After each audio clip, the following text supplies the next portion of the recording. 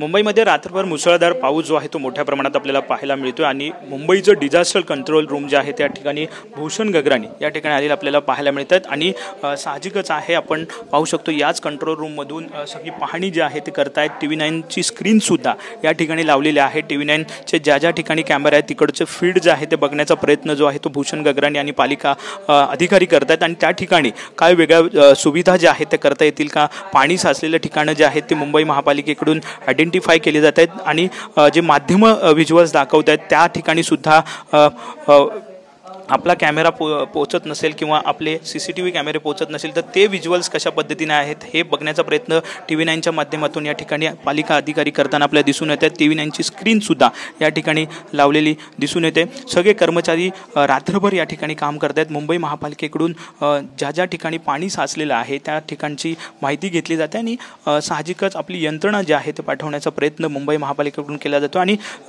सगळं सुरळीत जनजीवन कशा पद्धतीने करता येईल हा प्रयत्न जो आहे तो मुंबई महापालिकेचा आहे। परंतु आपण जर पाहिलं तर अनेक भागात अजूनही पाणी जे आहे ते साचलेलं पाहायला मिळतं। CCTVच्या माध्यमातून आपण या ठिकाणी पाहू शकतो अनेक ठिकाणी ट्रॅफिक जाम जे आहे ते झालेले आहे। काही भागात पाणी जे आहे ते साचलेलं अजूनही पाहायला मिळतं आणि मुंबई महापालिका तसे प्रयत्न जे आहे ते आता आपल्या यंत्रणेच्या माध्यमातून करताना पाहायला मिळते। स्वतः पालिका आयुक्त भूषण गगराणी जे आहेत ते गेल्या अनेक तासापासून या ठिकाणी कंट्रोल रूममध्ये आढावा घेताना दिसून येत आहेत।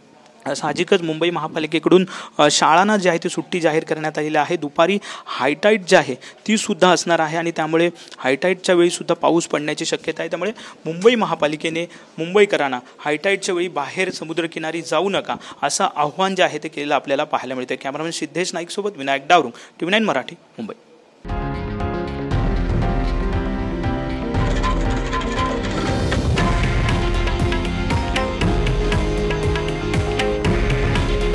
हे आहे देशातील नंबर 1 न्यूज नेटवर्क आणि आपण पाहत आहात TV9 मराठी। काळजी तुमची, हित महाराष्ट्राचं।